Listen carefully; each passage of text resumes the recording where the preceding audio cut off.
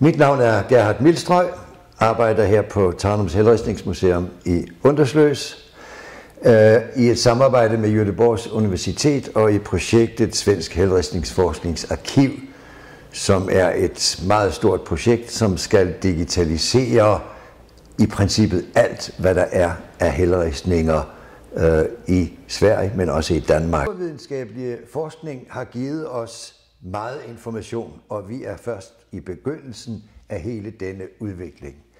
Her er en lille ny udstilling, som jeg har kaldt for Breaking News, og som er baseret på de naturvidenskabelige metoder, og som beskriver handel og rejser i forhistorisk tid.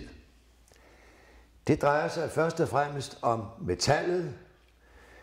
På den tid vidste ingen, at vi havde metaller her i Skandinavien, og derfor er alt metal, som er fundet i Skandinavien fra slutningen af Neolitikum, er baseret på metal, som stammer fra Middelhavsområdet.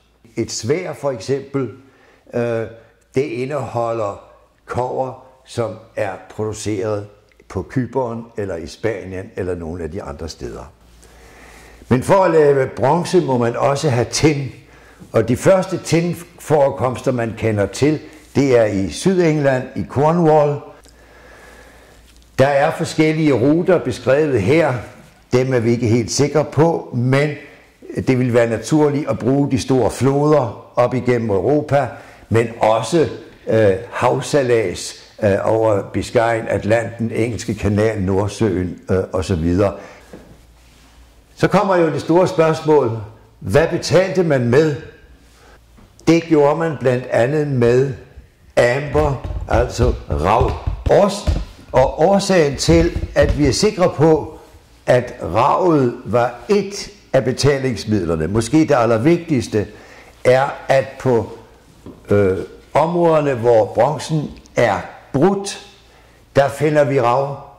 I grave, hvor metallet forekommer, finder vi rav. Så det har været et af betalingsmidlerne. Det var ikke kun metaller, man handlede med.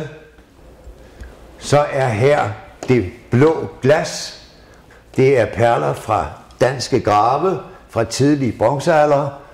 De har været til analyse i Frankrig hos en kendt specialist, og det viser sig, at den blå glasfarve, som var meget vanskelig at frembringe, det er det samme glas, som vi har på Tutankhamons maske, på skarabæen her, og analyserne viser, at dette glas er produceret i Nippur i Mesopotamien.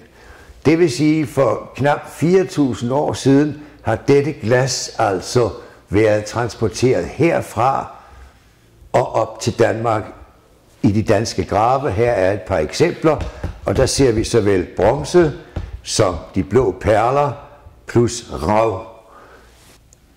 Et andet helt revolutionerende resultat var det første menneskeskelet fra forhistorisk tid, som blev analyseret med forskellige metoder, blandt andet strontiumanalyser, som findes i de områder, hvor man bor. Hvor har dette menneske været på et givet tidspunkt?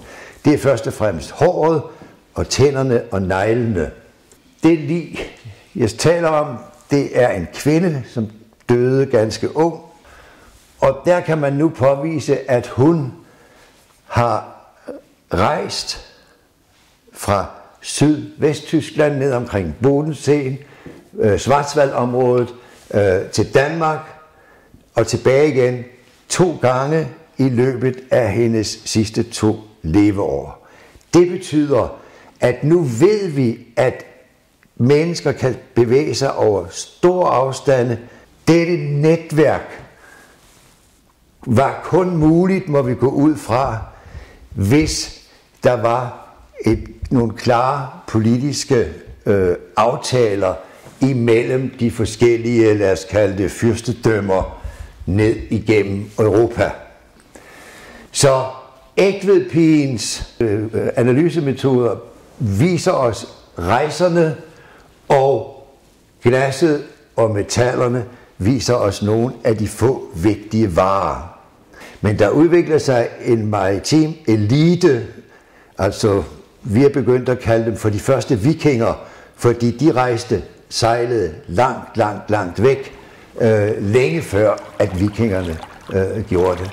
Her i Bohuslän, men også i Østfold i Norge, tæller vi jo 10.000 af skibe, og det må blandt andet have noget at gøre med dette maritime samfund, altså søfolk, som har disse skibe, og som er eliten, og frembringer og bringer disse rigdomme fra det store Europa og til Skandinavien.